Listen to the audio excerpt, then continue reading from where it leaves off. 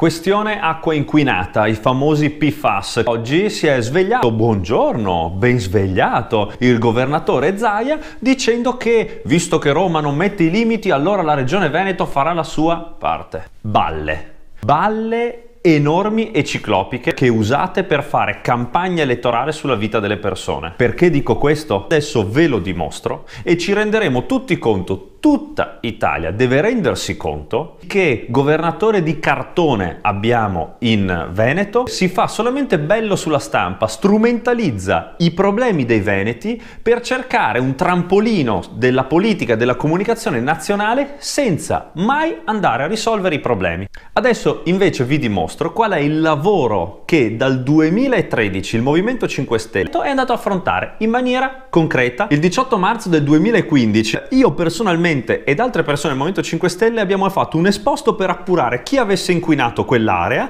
e soprattutto anche per capire chi doveva vigilare e non ha vigilato, e in questo caso specifico la regione di Zaia. Il 7 dicembre 2015 abbiamo fatto un ricorso straordinario al Presidente della Repubblica per impugnare l'aumento dei valori obiettivo. Addirittura avevano aumentato questi valori, questi obiettivi di livello di inquinamento, permettendo quindi alle aziende di buttare ancora più sporcizie, più agenti inquinanti all'interno delle nostre falde. Ovviamente la regione zitta. Il 24 febbraio del 2016 esce sulla stampa una cosa gravissima, un verbale secretato dalla Regione Veneto di una riunione di una commissione tecnica proprio sui FAS, dal quale si evince che tutti i monitoraggi effettuati su animali vegetali sono da rifare in quanto completamente sbagliati e che la situazione è estremamente grave. Cosa fa? Ferma, zitta, non fa nulla. Ora noi andiamo immediatamente il 18 di marzo del 2016, facciamo un esposto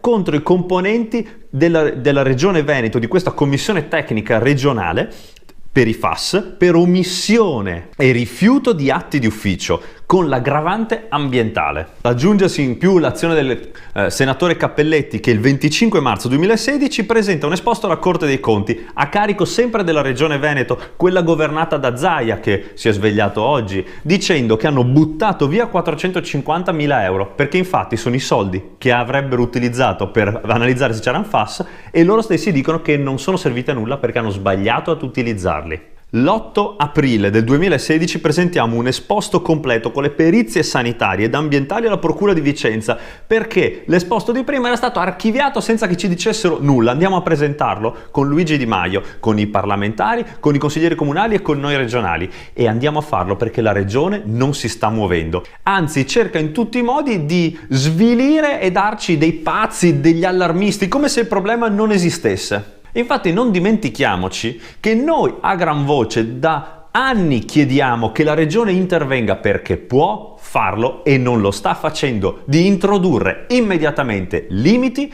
di mettere in sicurezza l'area chiudendo la linea di produzione dei FAS e della Miteni.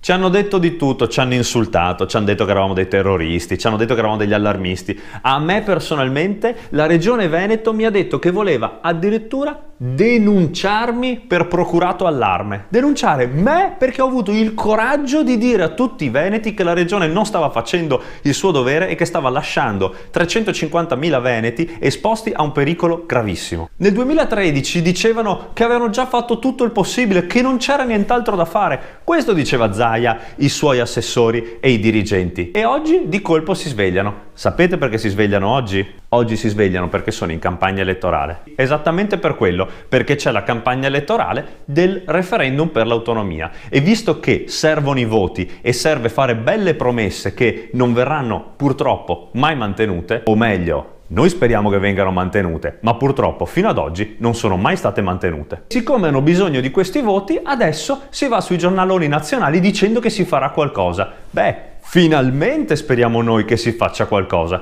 Il credito di fiducia è esaurito, perché addirittura ci avete messo i bastoni fra le ruote quando chiedevamo che venisse fatta giustizia e che venissero messe in sicurezza le vite di queste persone.